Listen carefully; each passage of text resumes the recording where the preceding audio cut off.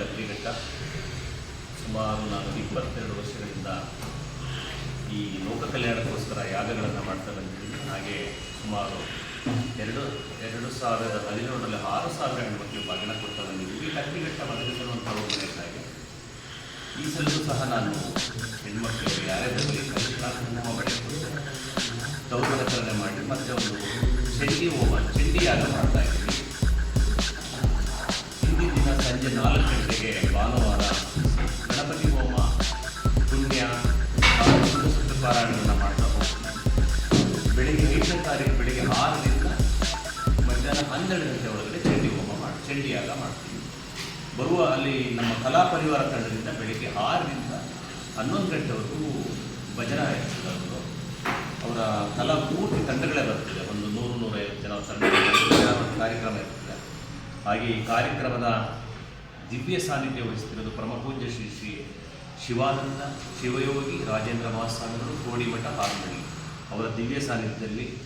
ಹಾಗೆ ಈ ಸಂಸ್ಥೆಯ ಸೆಕ್ರೆಟರಿ ಹಾಗೂ ಅಮೋಘ್ DC ಅವರು ಸಹ ಇದಕ್ಕೆ ಭಾಗತ್ವ ವಹಿಸಿರ್ತಾರೆ.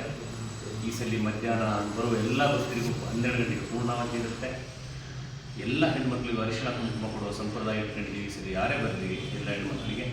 ಹಾಗೆ ಮಧ್ಯಾಹ್ನ 1 ಗಂಟೆಗೆ ಅನ್ನ ಸಂತರ್ಪಣೆ ಇರುತ್ತೆ. ಎಲ್ಲರಿಗೂ ಸಂತರ್ಪಣೆ, ಅನ್ನ ಸಂತರ್ಪಣೆ ಪ್ರತಿಯೊಬ್ಬರಿಗೂ ಇರ್ತದೆ. ಎಲ್ಲರೂ ಬನ್ನಿ. ನಾನು ಈ 22 ವಾರ್ಷಿಕೋತ್ಸವಕ್ಕೆ ಈ ಮಾಧ್ಯಮದ ಮೂಲಕ, ಈ ಮೀಡಿಯಾ ಮೂಲಕ, ನಾನು ಪತ್ರಿಕೆ ಮೂಲಕ ನಿಮ್ಮೆಲ್ಲರಿಗೂ ಆಹ್ವಾನ ಕೊಡ್ತಿದ್ದೀನಿ. ಇಲ್ಲಿ ಪತ್ರಿಕೆ ನಾನೇನು ಮಾಡಿಸಿಲ್ಲ, ಇದನ್ನೇ ಪತ್ರಿಕೆ ಅಂತ ತಿಳ್ಕೊಳ್ರಿ.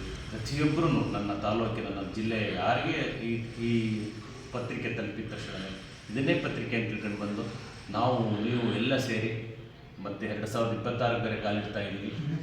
ಈ ವರ್ಷ ಈ ಲೋಕಕ್ಕೆ ಮಳೆ, ಬೆಳೆ, ಎಲ್ಲ ಸಮಸ್ಯೆಗಳು, ಪ್ರತಿಯೊಬ್ಬ ಸಮಾಜದ ಒಬ್ಬೊಬ್ಬ ವ್ಯಕ್ತಿ ಒಂದೊಂದು ಸಮಸ್ಯೆಗಳಿದ್ದಾರೆ. ಎಲ್ಲರಿಗೂ ಒಳಿತಾಗಲೇ ಮೆಳಿಯಮ್ಮ, ಆ ಜಗನ್ಮಾತೆ ಮೆಳಿಯಮ್ಮ ಅಂತ ಹೇಳ್ತಾ ಲೋಕ ಕಲ್ಯಾಣಕ್ಕೋಸ್ಕರ ಚಂಡಿ ಯಾಗ ಮಾಡ್ತಾ ಇದ್ದೀವಿ.